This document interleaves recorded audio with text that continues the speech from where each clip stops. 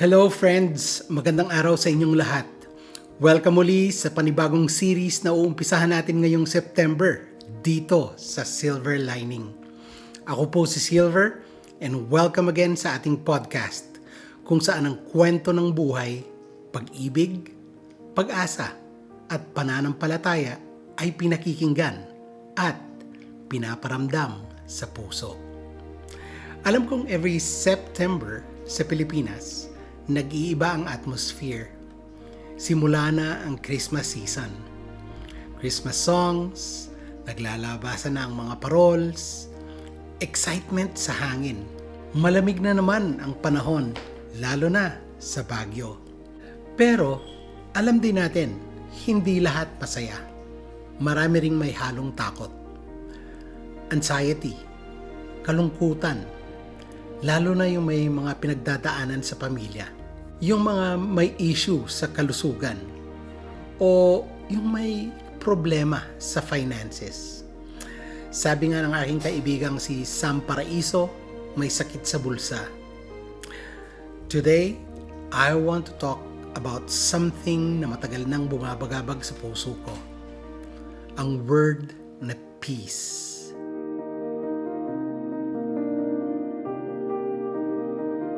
Nakikinig kayo sa aking mga episode sa nakaraan, alam nyo kung saan ako humuhugot.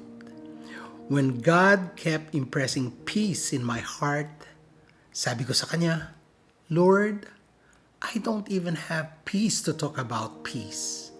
Kasi, totoo, last year and this year has been like a roller coaster for me and my family. Same month last year, nandyan yung anak ko na kailangan ng surgery at mga follow-up. Then, family conflicts with siblings dahil sa mga misunderstandings.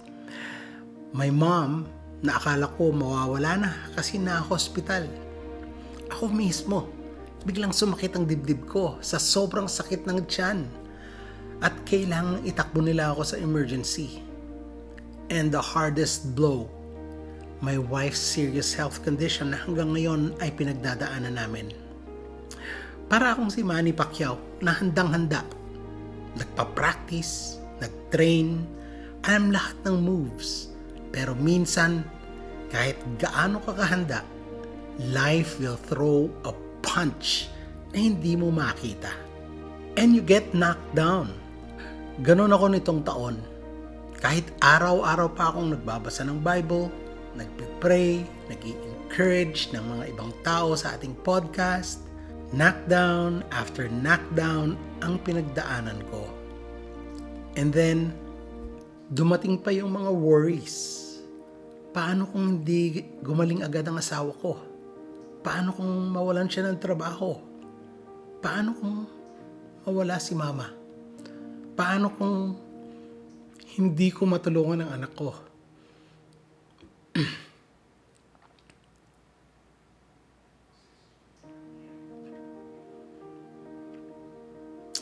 Paano kung hindi ko matulungan ang anak ko na babalik sa Japan?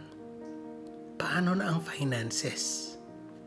Friends, kahit kilala mo ang Word of God, kahit memorize mo ang mga verses, kahit nagpipray ka, may mga oras talaga na feeling mo wala ka ng peace. Pero, eto yung maganda. Sa aming weekly Zoom meeting with friends, binigay sa amin ni Sam ang verse na ito. Ang Philippians 4:6-7. Binasa namin lahat. Ito ang sinabi, Do not worry about anything, but in everything, by prayer and supplication, with thanksgiving, present your request to God, and the peace of God, which surpasses all understanding, will guard your hearts and your minds in Christ Jesus. Paul wrote this habang nakakulong siya. Hindi siya nasa comfort zone. Wala siyang kasiguruhan kung ano ang mangyayari. Hindi niya alam ang susunod. Pero bakit niya nasabi ito?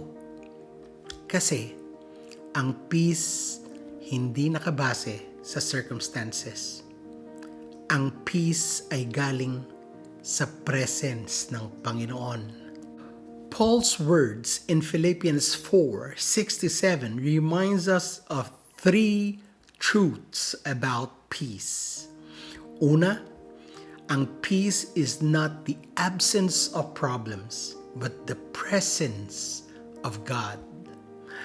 Maraming tao, iniisip na merong peace kung wala ng problema. Merong peace kung wala ng worries. Merong peace kung walang stress. But real life doesn't work that way. Kahit mismong si Jesus said in John 16:33, "In this world, you will have trouble, but take heart. I have overcome the world." Paul himself wrote these words while in prison, nakakadena and uncertain about tomorrow. Yet, he spoke of peace. Bakit? Because peace is not about removing the storm, but about knowing who walks with you through it. When you know that God is with you, even the fiercest battle cannot shake your heart completely. Pinapaalala rin sa atin ni Paul na peace is not found in control but in surrender. Nawawala ang peace sa atin dahil sinusubukan nating kontrolin ang sitwasyon. We try to control everything. Our finances, our health, our children's future, even other people's decisions. But peace comes when we let go and say, "Lord, I surrender this into your hands." Naalala niyo ba noong si Jesus ay nasa Gethsemane? Jesus himself was overwhelmed with sorrow. Pero nung sinabi niya, "Not my will, but yours be done," he rose with strength. That's what surrender does. Ganyan ang mangyayari kung isusurrender natin ang lahat sa Diyos. Hindi ibig sabihin na mawawala ang mga problema. Pero pag dumating ito, magkakaroon ng kalayaan ng puso at magkakaroon ng peace to rest in God's perfect will. Mga kaibigan, ang peace is not explained. Ito ay nai-experience. Tinawag ni Paul ito na the peace of God which transcends all understanding. You cannot fully explain it. The world won't get it. Even you might not understand it. Pero alam mo, when you experience it, yung kalmado ka kahit nagkakagulo na ang lahat. It's that whisper of assurance when your mind wants to panic. It's God himself guarding your heart and your mind like a soldier standing watching over you. Peace is not guarantee that everything will go the way you want. Peace is the assurance that God is still on the throne and is in control. Friends, ang word na binigay ni Lord sa akin last January, I trust. Ito yung word for the year ko. And now, entering the last quarter of the year, He gave me the word peace. Trust, peace. Trust, and then peace. Parang sinabi niya, kapag natutunan mong magtiwala, tsaka mo mararanasan ang kapayapaan. Mga kaibigan, maybe today, hindi mo ma-explain what you're feeling. Yung worries, yung bigat ng kalooban, or the heaviness that you feel in general.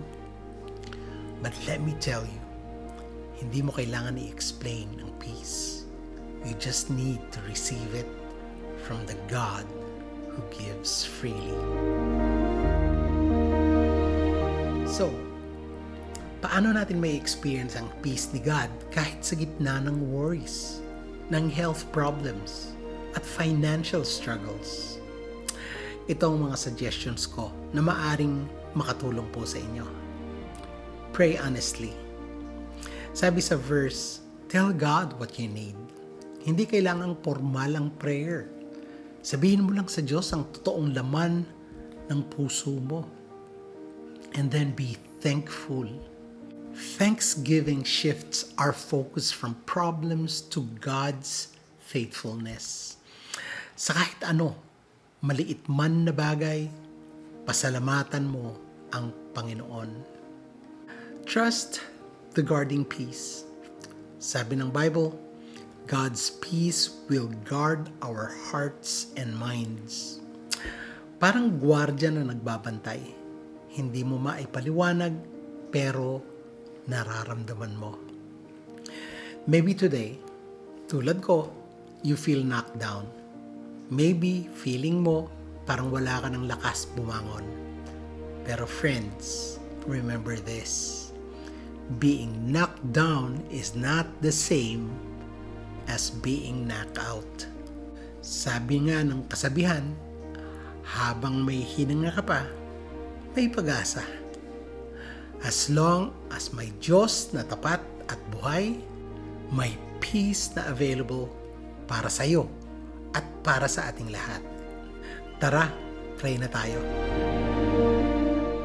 Heavenly Father, in the name of our Lord Jesus Christ, maraming salamat po dahil kahit gaano man kabigat ang pinagdadaanan namin, you promise a peace that surpasses all understanding.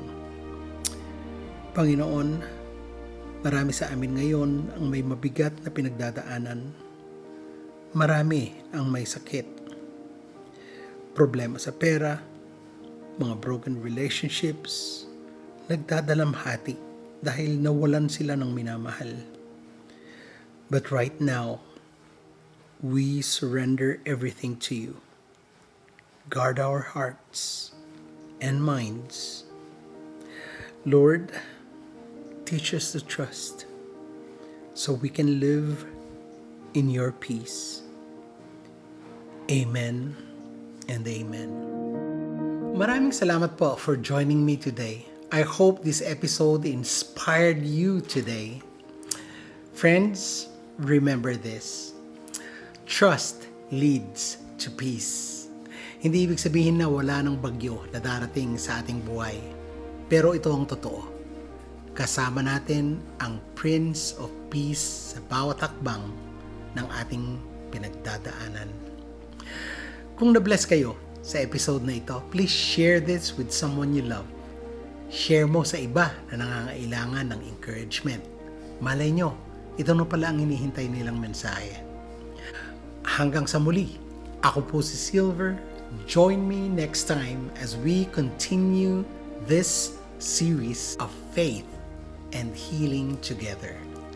See you. Bye. God bless. Keep walking in faith and shalom.